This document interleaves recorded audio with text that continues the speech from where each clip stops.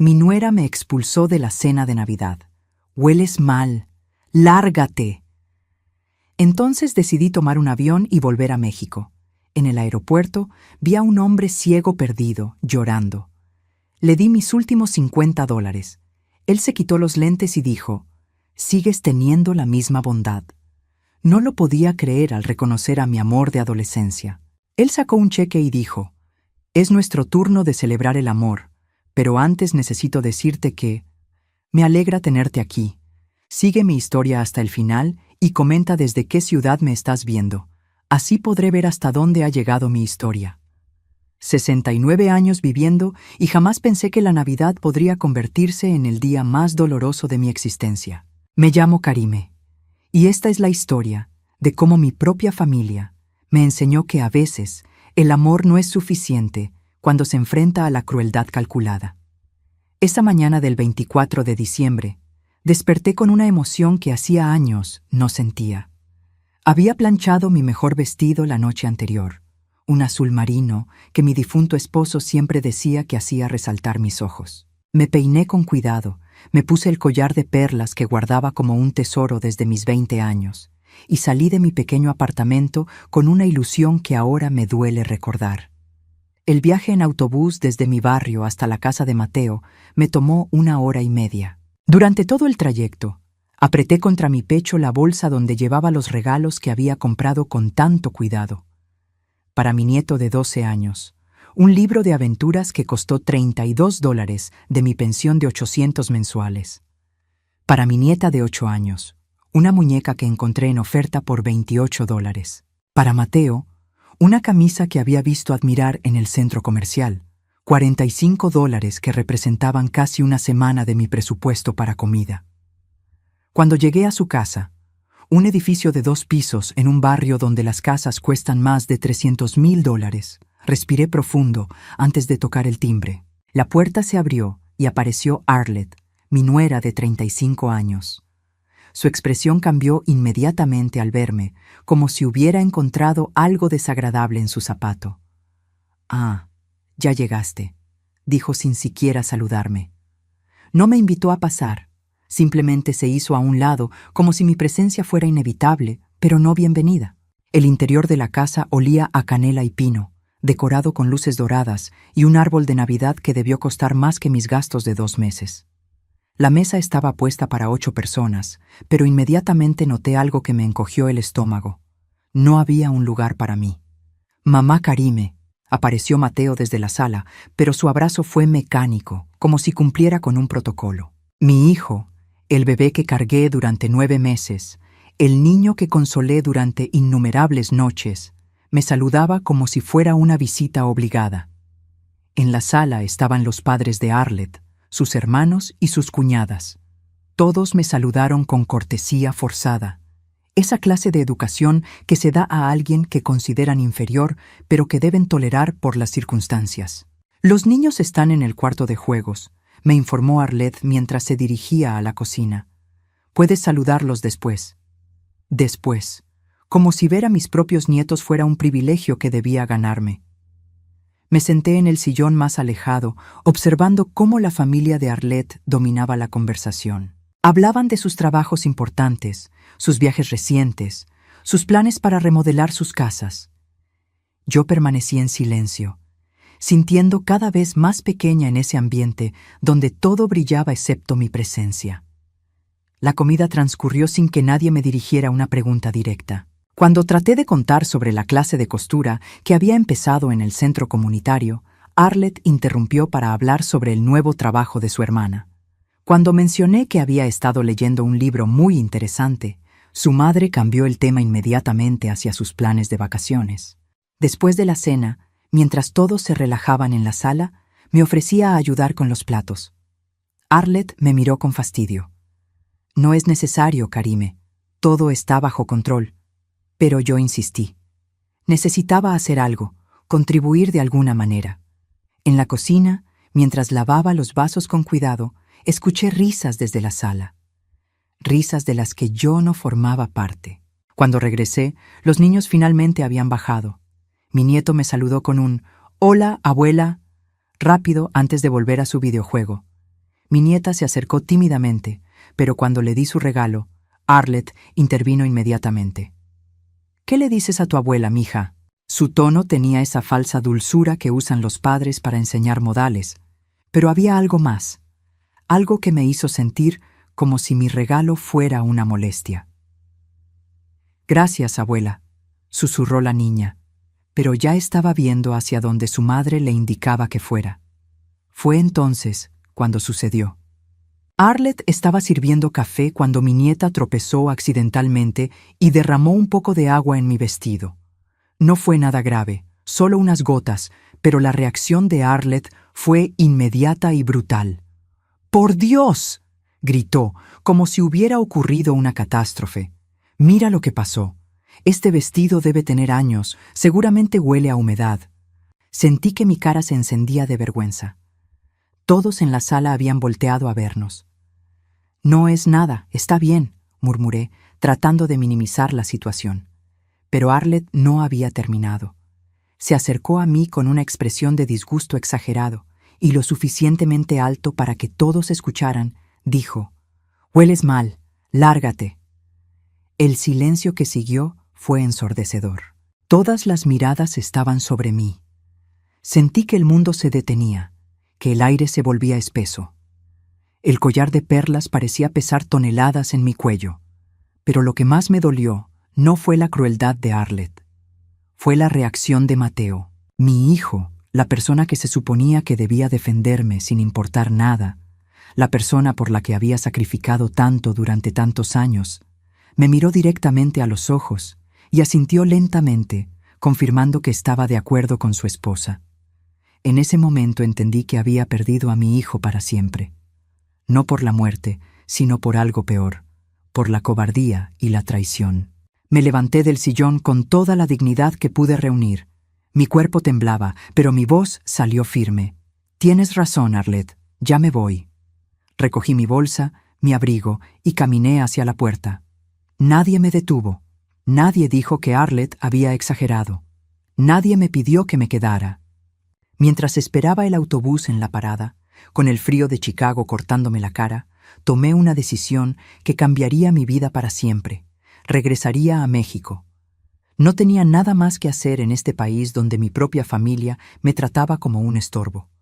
Con los $500 que tenía ahorrados, compré un boleto de avión para el día siguiente. Era todo mi dinero, pero ya no importaba.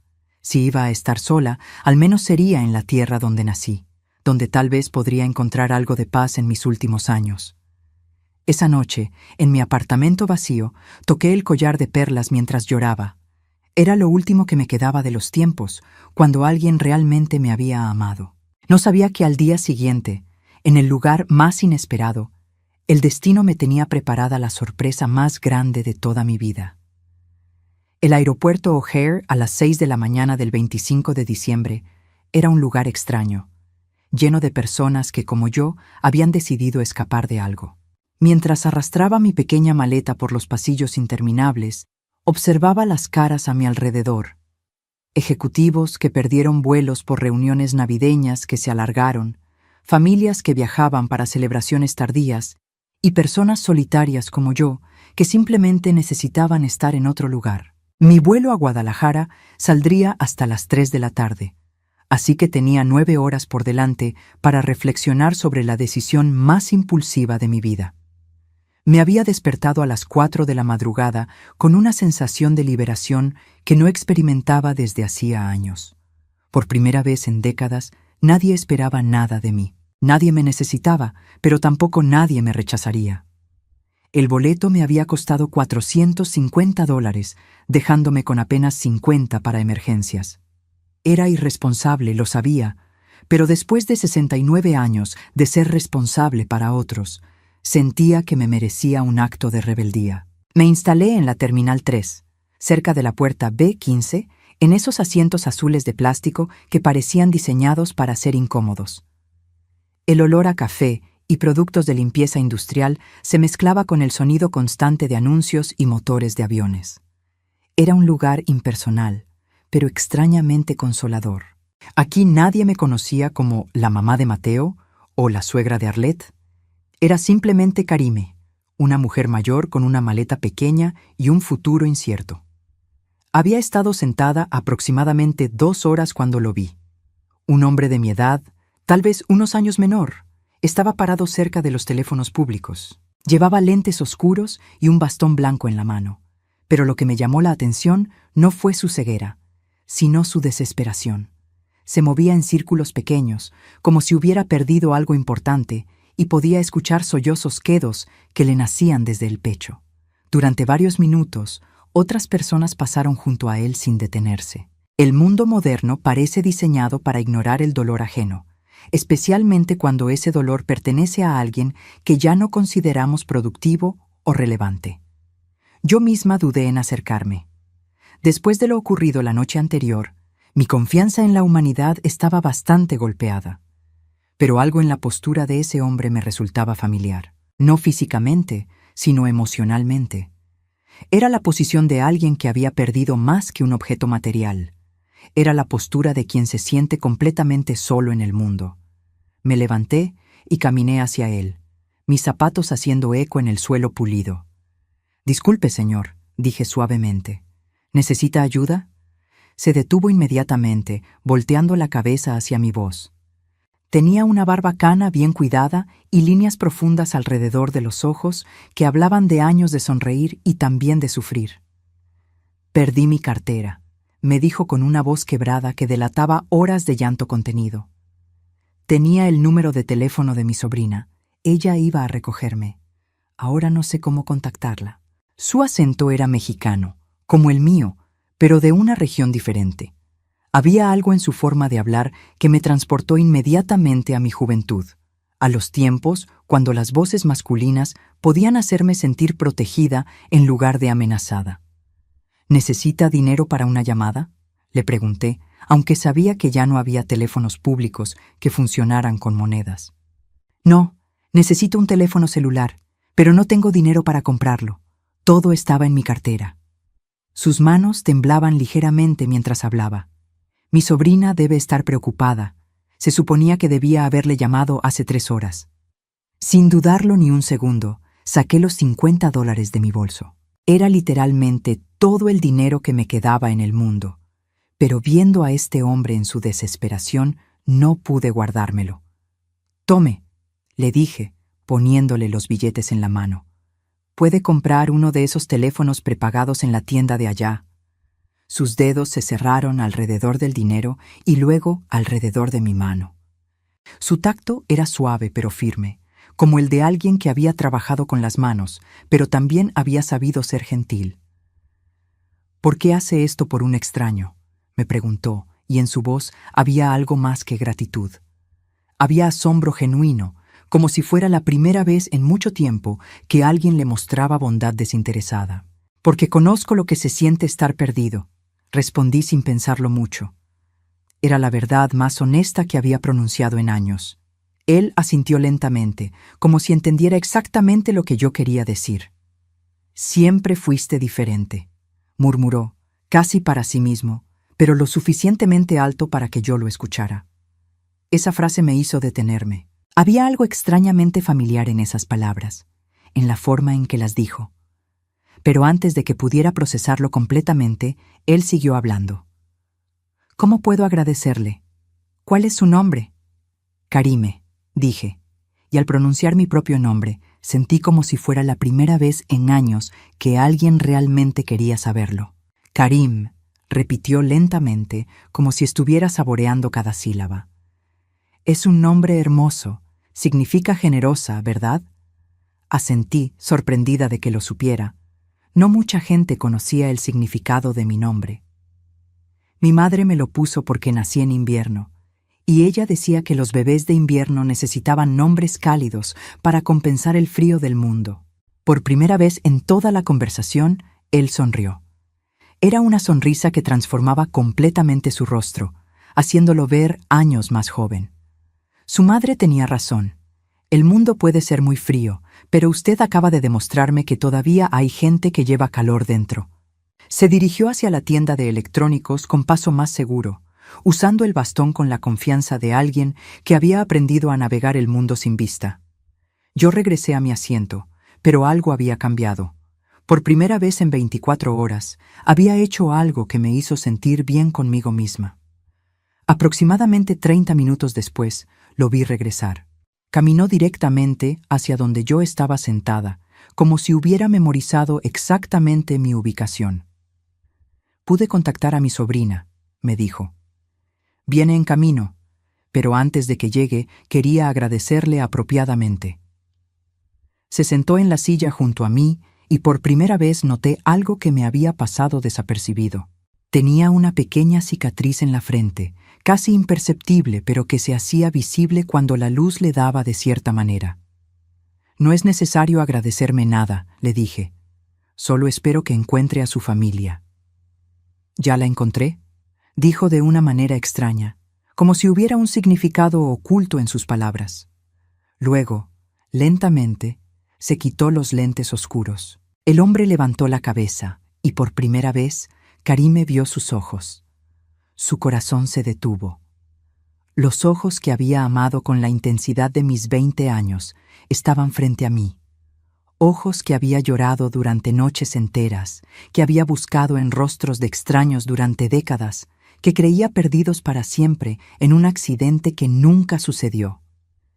Esteban, mi Esteban. El hombre que se suponía había muerto hace 48 años estaba sentado junto a mí en el aeropuerto O'Hare, ciego pero vivo, real, respirando.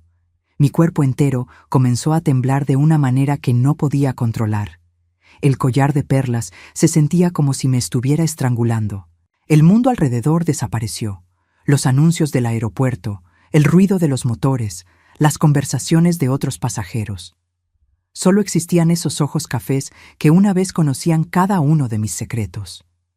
Dios mío, susurré, y mi voz sonó como si viniera desde muy lejos. Esteban.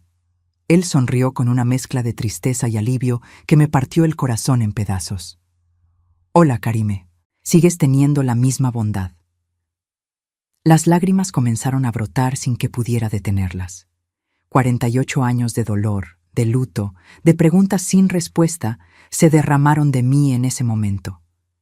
Había cargado su muerte como una herida abierta toda mi vida. Había visitado su tumba que resultó ser falsa. Había amado a otro hombre, pero nunca pude entregarle completo mi corazón porque una parte siempre había pertenecido al fantasma de Esteban. Te creí muerto, logré decir entre sollozos. Fui a tu funeral, vi cómo enterraron tu ataúd. Esteban extendió su mano hacia mi rostro, moviéndola lentamente hasta encontrar mi mejilla. Sus dedos estaban fríos, pero su toque era exactamente como lo recordaba. Gentil, protector, lleno de amor. Lo sé, murmuró, y no tienes idea de cuánto me duele saber que sufriste por mi culpa. ¿Por tu culpa?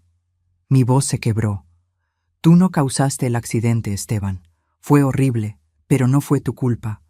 Él bajó la cabeza y por primera vez noté que sus manos temblaban también. Estaba manipulando nerviosamente una billetera de cuero gastado, abriéndola y cerrándola como si contuviera algo importante pero difícil de compartir. Karime, nunca hubo un accidente. Sus palabras cayeron entre nosotros como piedras en agua profunda. No las entendí inmediatamente. Era como si hubiera hablado en un idioma extranjero. ¿Qué quieres decir? Esteban respiró profundamente, como si se preparara para confesar el pecado más grande de su vida.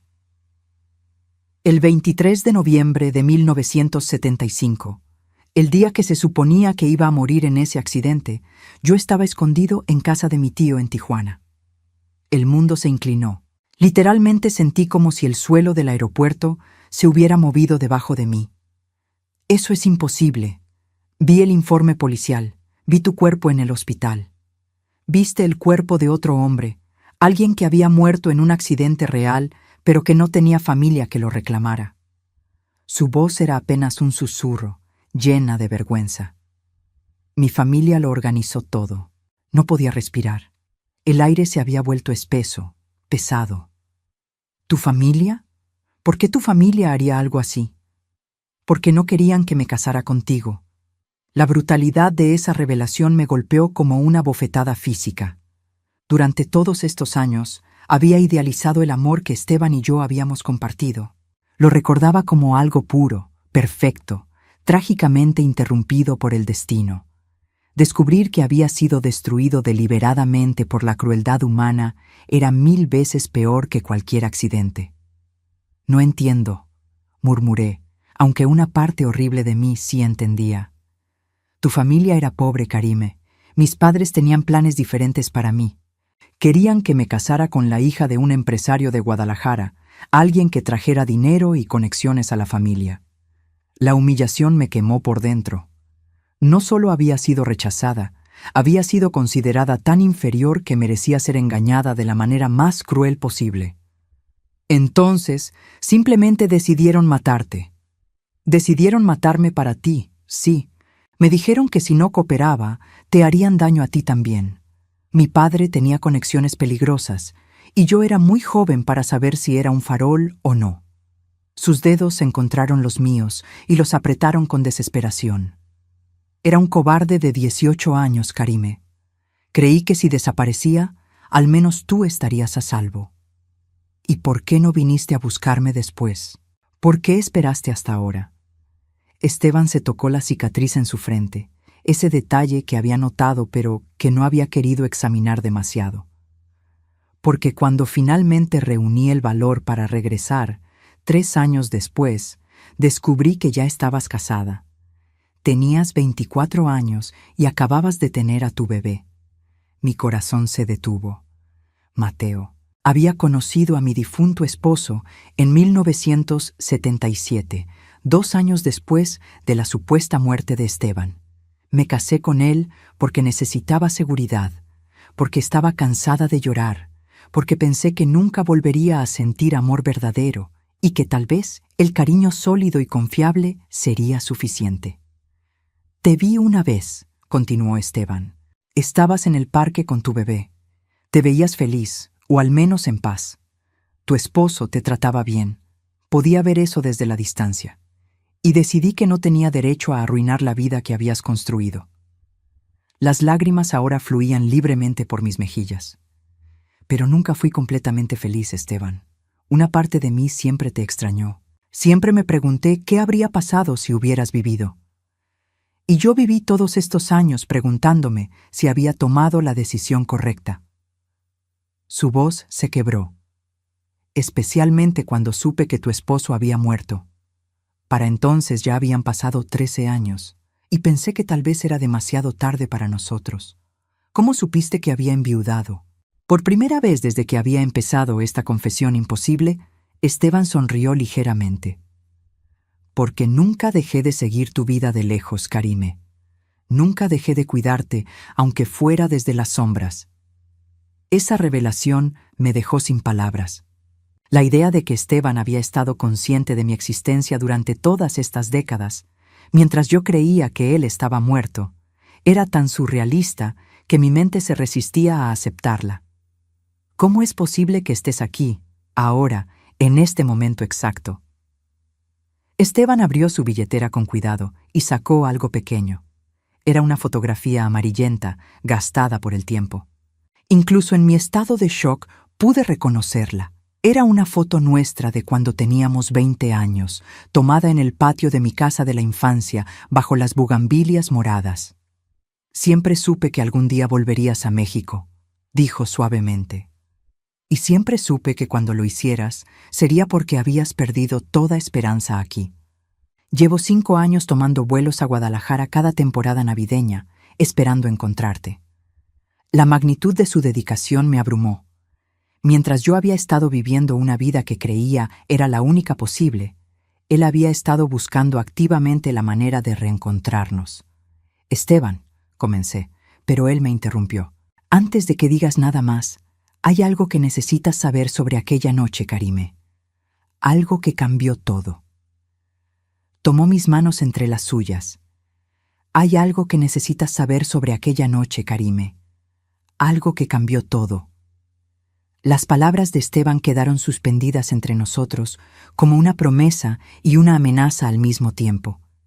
¿Qué más podía haber? Ya había destrozado todo lo que creía saber sobre nuestro pasado, sobre las razones de mi dolor, sobre la naturaleza de nuestra separación. ¿Qué secreto adicional podía ser tan importante que había esperado hasta este momento para revelarlo? Cuéntame, susurré, aunque una parte de mí temía lo que estaba por escuchar. Esteban cerró los ojos, como si revisar esa memoria específica fuera especialmente doloroso. Sus dedos siguieron manipulando la billetera y me di cuenta de que había algo más dentro de ella, algo que no me había mostrado todavía. La noche antes de mi supuesta muerte, fui a tu casa. Era muy tarde, pasada la medianoche. Quería verte una última vez antes de desaparecer. Mi corazón comenzó a latir más rápido. Recordaba esa noche perfectamente. Había sido la última vez que lo vi vivo, o al menos eso había creído durante 48 años. Recuerdo, dije suavemente. Viniste a despedirte. Dijiste que tenías que hacer un viaje de trabajo con tu padre y que regresarías en una semana para continuar planeando la boda. Esa fue la mentira que mis padres me obligaron a contarte. Su voz era apenas audible. La verdad era que ya sabía que al día siguiente iba a morir para ti. Sabía que era la última vez que te vería. Las lágrimas comenzaron a formarse en mis ojos otra vez. ¿Por qué no me dijiste la verdad? Podríamos haber huido juntos. Podríamos habernos ido a otro lugar, lejos de tu familia. Porque era un niño asustado que creía que obedeciendo a mis padres te mantendría a salvo. Esteban abrió los ojos y, aunque no podía verme, dirigió su mirada hacia donde sabía que yo estaba. Pero esa noche, cuando nos despedimos, hice algo que mis padres no sabían. Esperé en silencio, sintiendo que me acercaba a una revelación que cambiaría todo una vez más. ¿Recuerdas que te di algo esa noche? Algo pequeño, que te pedí que guardaras hasta que regresara de mi viaje. Mi mente se aceleró, buscando en los recuerdos de esa noche lejana. Había sido tan doloroso recordar los detalles de nuestra última despedida que había tratado de bloquear muchos de ellos. Pero entonces, como un rayo de luz en la oscuridad, lo recordé. El anillo, susurré. Esteban sonrió. Y por primera vez desde que había empezado esta conversación imposible, su expresión mostró algo parecido a la felicidad. El anillo de compromiso que había comprado con todo el dinero que había ahorrado trabajando los fines de semana en el taller de mi tío. Mi mano se dirigió instintivamente a mi cuello, donde el collar de perlas descansaba. Durante todos estos años había guardado el anillo enhebrado en una cadena delgada, escondido debajo de cualquier ropa que usara. Ni siquiera mi difunto esposo había sabido de su existencia. Era el secreto más íntimo de mi corazón. Lo guardé, admití, y mi voz se quebró con la admisión. Todos estos años lo guardé. Lo sé, dijo Esteban suavemente, y entonces abrió completamente su billetera y sacó algo que me hizo sollozar audiblemente. Era otro anillo, idéntico al que yo llevaba oculto, porque yo compré 2. No podía hablar. Las palabras se habían atascado en mi garganta junto con 48 años de dolor y amor guardado. Esa noche, cuando te di el primero, no te dije que había comprado un segundo para mí. Pensé que si íbamos a estar separados, al menos podríamos llevar el mismo símbolo de nuestro amor. Sus dedos acariciaron el anillo con una ternura que me partió el alma. He llevado este anillo todos los días desde 1975. Esteban, murmuré su nombre como una oración, como una súplica. Pero hay algo más que necesitas saber sobre esa noche. Su expresión se volvió seria nuevamente, algo que cambió la manera en que viví el resto de mi vida. ¿Qué cosa? Cuando nos despedimos, tú me dijiste algo que grabé tan profundamente en mi corazón que se convirtió en la razón por la que nunca me rendí, por la que nunca dejé de buscarte. Cerré los ojos, tratando de recordar. Esa noche había sido tan emotiva, tan llena de promesas y planes para el futuro. Me dijiste, continuó Esteban, no importa cuánto tiempo pase, no importa qué obstáculos encontremos, siempre encontraré la manera de regresar a ti. El amor verdadero siempre encuentra un camino de regreso a casa. Las palabras me golpearon como una onda expansiva. Las recordaba perfectamente. Las había dicho con toda la convicción de mis 20 años, con toda la fe de una mujer enamorada que creía que el amor podía conquistar cualquier cosa. «Y tú me prometiste lo mismo», susurré. «Y tú me prometiste lo mismo», confirmó él. «Pero aquí está lo que tú no sabías. Después de esa noche, después de fingir mi muerte, después de verte casada con otro hombre, esas palabras se convirtieron en la única razón por la que seguí viviendo. Esteban. Perdí la vista hace 5 años en un accidente de trabajo. Los doctores dijeron que era irreversible. Su mano encontró la mía y la apretó firmemente. Pero en lugar de desesperarme, lo vi como una señal. Como si el universo me estuviera diciendo que había llegado el momento de dejar de observarte desde lejos y finalmente acercarme. ¿Cómo sabías que estaría aquí hoy?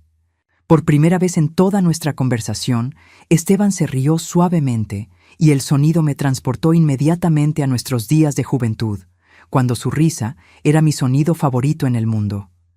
Porque te conozco, Karime. Te conozco mejor que nadie en este mundo. Sabía que si tu familia te lastimaba lo suficiente, regresarías a casa. Y sabía que lo harías en Navidad, porque siempre has sido sentimental con las fechas importantes. La precisión de su conocimiento sobre mí me dejó sin aliento. Has estado esperándome. He estado esperándote toda mi vida. Nos quedamos sentados en silencio durante varios minutos, absorbiendo el peso de todo lo que habíamos compartido. El aeropuerto continuaba su actividad frenética a nuestro alrededor, pero para nosotros podría haber estado vacío. Solo existían nuestros corazones rotos y milagrosamente reunidos. «Karime», dijo finalmente Esteban, y había algo nuevo en su voz, algo que sonaba peligrosamente parecido a la esperanza. «Sé que no tengo derecho a pedirte nada después de todo lo que ha pasado. Sé que probablemente sea demasiado tarde para nosotros. No digas eso. Pero si existe aunque sea una pequeña posibilidad de que puedas perdonarme, de que puedas darme una segunda oportunidad». Su voz se quebró. «He construido una vida durante todos estos años esperando este momento. He trabajado, he ahorrado, he planeado». «¿Qué quieres decir?». Esteban respiró profundamente, como si estuviera a punto de apostar todo lo que tenía. «Tengo una casa en Guadalajara, cerca del lugar donde creciste. Tengo suficiente dinero ahorrado para que nunca tengas que preocuparte por nada otra vez. Tengo un corazón que nunca dejó de amarte». Sus palabras flotaron entre nosotros como una propuesta que era imposible pero inevitable al mismo tiempo. Con voz quebrada, Esteban susurró: «Si me das una oportunidad, te prometo que esta vez no te fallaré». La propuesta de Esteban quedó suspendida en el aire entre nosotros como algo demasiado hermoso para ser verdad. Después de una vida entera de decepciones, de promesas rotas, de esperanzas aplastadas, mi corazón se resistía a creer que el amor verdadero pudiera realmente encontrar un camino de regreso. Pero mirando a este hombre que había cargado un anillo durante 48 años, esperando el momento de devolvérmelo, sentí algo que no había experimentado en décadas: la posibilidad real de la felicidad. «Esteban», comencé, pero mi voz se quebró antes de poder continuar. Había tantas preguntas, tantas dudas, tanto miedo mezclado con esperanza. Él pareció entender mi conflicto interno sin que tuviera que explicarlo. Después de todo, me había conocido cuando éramos jóvenes e idealistas, y aparentemente había mantenido esa conexión íntima durante todos los años de separación. «Sé que es mucho pedirte», dijo suavemente.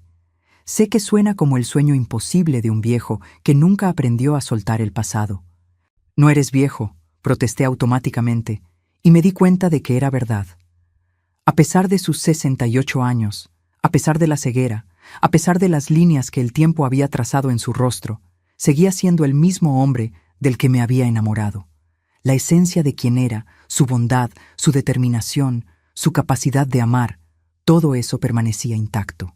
«Pero antes de que tomes cualquier decisión», continuó, «necesito decirte que nunca dejé de amarte».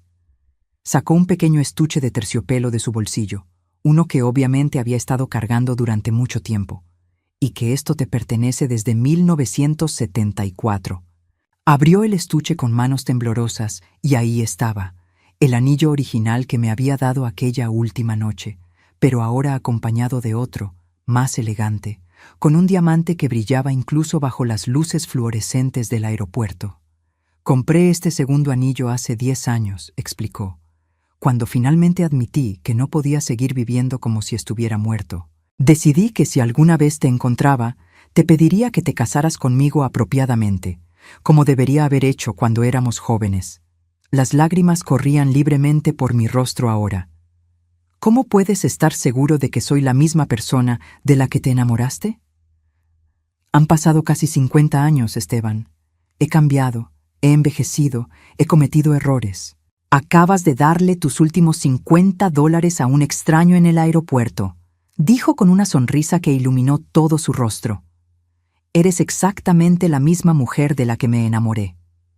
Su respuesta fue tan simple y tan perfecta que me hizo reír a través de las lágrimas.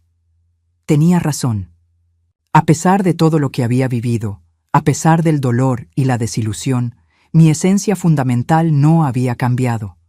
Seguía siendo la misma persona que creía en la bondad, que ayudaba sin esperar nada a cambio, que amaba con todo el corazón.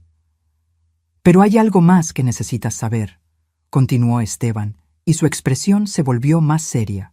Algo sobre lo que he construido durante todos estos años. ¿Qué cosa? Después de fingir mi muerte, después de perderte, decidí que iba a hacer todo lo posible para asegurarme de que si alguna vez tenía una segunda oportunidad contigo, podría darte la vida que merecías desde el principio. Sacó un sobre de su chaqueta y pude ver que contenía varios documentos oficiales. Trabajé en construcción durante 20 años, ahorrando cada centavo. Luego comencé a comprar terrenos pequeños, baratos, en áreas que sabía que eventualmente se desarrollarían. Sus dedos acariciaron los documentos como si fueran tesoros. Hace 5 años, cuando perdí la vista, vendí la mayoría de mis propiedades. ¿Por qué? Porque ya no necesitaba seguir acumulando riqueza. Tenía suficiente para lo que realmente quería: encontrarte y cuidarte por el resto de nuestras vidas. Mi corazón se aceleró. ¿De cuánto dinero estamos hablando? $2.800.000, dijo simplemente, como si estuviera hablando del clima. Me quedé sin aliento. Era más dinero del que había visto en toda mi vida. Era más dinero del que jamás había soñado poseer. Esteban, eso es una fortuna. Es nuestro futuro, corrigió. Si tú quieres, compré una casa en Guadalajara el año pasado, en el barrio donde creciste. Tiene un jardín con bugambilias, como el patio de tu casa de la infancia. Tiene espacio para que tengas tu propio cuarto de costura, porque recuerdo cuánto te gustaba coser. Tiene una biblioteca donde podemos leer juntos, donde yo puedo escucharte leer en voz alta como solías hacer. Cada palabra que decía me mostraba que realmente me había conocido, que había prestado atención a todos los pequeños detalles que hacían feliz a la muchacha de 20 años que había sido. ¿Cómo puedes recordar todas esas cosas? Porque fueron los mejores 2 años de mi vida, dijo sin dudarlo. Cada conversación que tuvimos, cada sueño que compartimos, cada plan que hicimos, todo eso se convirtió en el mapa que guió el resto de mi existencia. Me levanté abruptamente, necesitando espacio para procesar todo lo que estaba escuchando. Caminé hacia la ventana del aeropuerto, viendo los aviones despegar y aterrizar, llevando personas hacia sus destinos, hacia sus nuevas vidas o de regreso a sus antiguos hogares. Karime. La voz de Esteban me llegó desde atrás, llena de comprensión. Sé que es mucho. Sé que probablemente necesitas tiempo para pensarlo. Me volteé para mirarlo. Seguía sentado en la misma posición, pero ahora sostenía el estuche del anillo abierto en sus manos, ofreciéndolo no como una presión, sino como una posibilidad. No necesito tiempo, dije, y mi voz salió más firme de lo que esperaba. He pasado 48 años pensando en ti, extrañándote, preguntándome qué habría pasado si las cosas hubieran sido diferentes. Regresé a mi asiento junto a él, y por primera vez desde que había comenzado esta conversación imposible, fui yo quien tomó sus manos. Pero necesito saber una cosa, continué. ¿Estás seguro de que no estás confundiendo el amor que sentías por la muchacha que era con quien soy ahora? Soy una viuda de 69 años. Tengo arrugas, tengo canas, tengo cicatrices emocionales de una vida que no fue fácil. Esteban sonrió y liberó una de sus manos para tocar suavemente mi rostro, trazando las líneas del tiempo con sus dedos. Karime, yo tampoco soy el muchacho de 18 años del que te enamoraste. Soy un hombre ciego de 68 años con su propia carga de errores y arrepentimientos. Sus dedos se detuvieron en mi mejilla. Pero cuando tocas mi mano como acabas de hacer, cuando escucho la compasión en tu voz cuando le hablaste a aquel extraño perdido en el aeropuerto, cuando veo la fortaleza con la que enfrentas el dolor que tu familia te causó, sé que eres la misma mujer extraordinaria de la que me enamoré, solo que ahora eres aún más sabia, aún más fuerte. Esteban, y sé que el amor que siento por ti no es nostalgia por nuestra juventud perdida. Es amor por la mujer que eres hoy, por la mujer que fuiste capaz de convertirte a pesar de todo lo que has sufrido. Sus palabras me llegaron al alma de una manera que no había experimentado en décadas. Por primera vez en años, alguien me veía realmente, no como la madre de Mateo, o la viuda del señor Hernández, o la suegra inconveniente de Arlet. Esteban me veía como Karime, como la mujer completa que era, con toda mi historia, mi dolor, mi fuerza y mi capacidad de amar. Sí, susurré, y la palabra salió de mi corazón antes de que mi mente pudiera cuestionarla. ¿Sí? Sí, quiero intentarlo contigo. Sí, quiero ver qué podemos construir juntos con el tiempo que nos queda. Tomé el anillo del estuche, sintiendo su peso como una promesa sólida. Sí, quiero casarme contigo, Esteban. Él se inclinó hacia mí, y cuando nuestros labios se encontraron por primera vez en 48 años, fue como si el tiempo no hubiera pasado, y como si hubiera pasado todo el tiempo del mundo al mismo tiempo. Fue un beso que sabía a lágrimas y a esperanza, a juventud perdida y a sabiduría ganada, a finales y a nuevos comienzos. Cuando nos separamos, ambos estábamos llorando. «Es nuestro turno de celebrar el amor», dijo Esteban, repitiendo las palabras que había dicho antes, pero que ahora tenían un significado completamente diferente. «Sí», repetí, deslizando el anillo en mi dedo, donde se sintió como si siempre hubiera pertenecido. «Es nuestro turno». 6 meses después, me desperté en una cama que nunca había soñado que podría ser mía, en una casa que parecía sacada de los cuentos de hadas de mi infancia.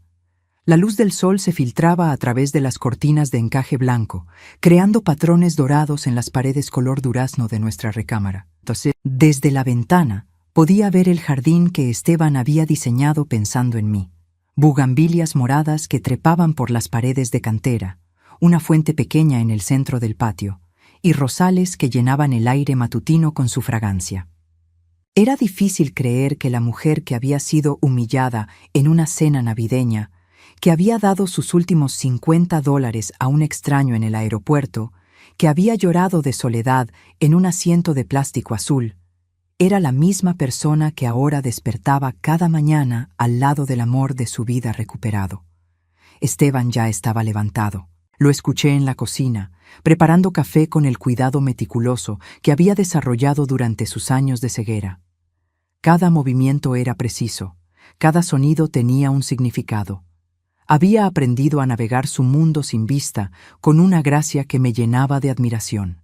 Me levanté y me puse la bata de seda que él me había regalado la semana anterior, simplemente porque quería que te sintieras como la reina que siempre fuiste en mi corazón.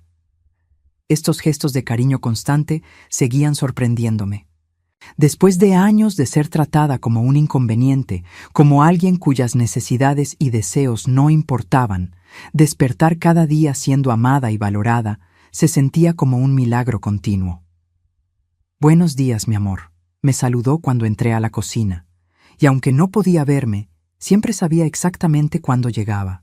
Había memorizado el sonido de mis pasos, el ritmo de mi respiración, todos los pequeños detalles que lo conectaban conmigo. «Buenos días», respondí, besando su mejilla antes de sentarme en la mesa redonda de madera que había elegido porque es perfecta para conversaciones íntimas. Todo en esta casa había sido seleccionado pensando en crear un hogar donde pudiéramos ser felices juntos. Mientras desayunábamos, mi teléfono sonó. Era un número que reconocí inmediatamente, aunque había estado en silencio durante meses. Mateo. Mi hijo había comenzado a llamar regularmente 3 semanas después de que me fui, cuando aparentemente se dio cuenta de que su madre no iba a regresar suplicando perdón. ¿Vas a contestar?, preguntó Esteban suavemente. Nunca me presionaba sobre mis decisiones respecto a mi familia. Entendía el dolor que me habían causado y respetaba cualquier elección que hiciera al respecto. Miré el teléfono, considerando.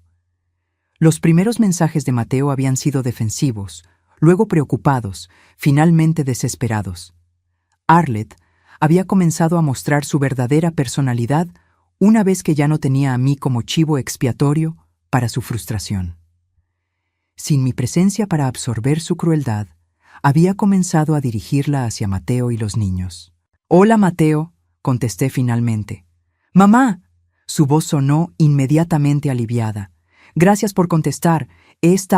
Necesito hablar contigo». «¿De qué?» «De todo.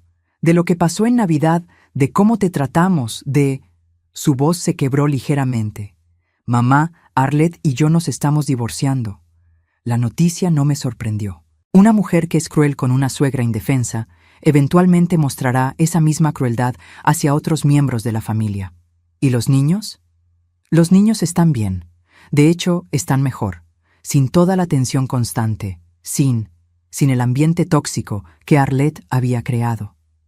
Hizo una pausa. «Mamá, me di cuenta de que tenías razón sobre ella. Siempre tuviste razón, y yo fui un cobarde por no defenderte. Era la disculpa que había esperado durante años, pero que ya no necesitaba. El dolor que Mateo y Arlette me habían causado había sido el catalizador que me llevó al aeropuerto ese día, que me llevó de vuelta a Esteban. En una manera extraña, le debía mi felicidad actual a su crueldad. «Aprecio que me digas eso», respondí calmadamente. ¿Puedes venir a visitarnos? Los niños te extrañan mucho, yo te extraño mucho». Su voz estaba llena de una vulnerabilidad que no había escuchado desde que era pequeño. Miré a Esteban, que estaba sentado en silencio, dándome espacio para manejar la conversación como necesitara. Sus manos descansaban tranquilamente en su taza de café, pero pude notar la ligera tensión en sus hombros. No era celos o posesividad, sino preocupación genuina por mi bienestar emocional. «Mateo, me he casado», dije simplemente. El silencio del otro lado del teléfono fue prolongado. «¿Te casaste?» «Sí, con un hombre maravilloso que me ama y me respeta. Estamos viviendo en México». «¿México? Pero mamá, tu vida está aquí. Nosotros estamos aquí». Por primera vez en la conversación sentí un destello de mi antigua frustración. «Mi vida está donde soy feliz, Mateo. Y soy más feliz de lo que he sido en décadas. Pero los nietos tienen un padre que necesita aprender a ser responsable de su propia felicidad y la de sus hijos, sin depender de que su madre arregle todos los problemas». Esteban sonrió ligeramente y supe que aprobaba mi firmeza. «Mamá, por favor, sé que cometí errores terribles, pero somos familia. La familia se basa en el respeto mutuo y el amor, Mateo. No solo en la sangre». Mi voz se mantuvo tranquila pero firme. «Durante años les di todo mi amor, mi tiempo, mi dinero, mi energía. Lo único que pedía a cambio era ser tratada con dignidad básica. Lo sé y lo siento mucho.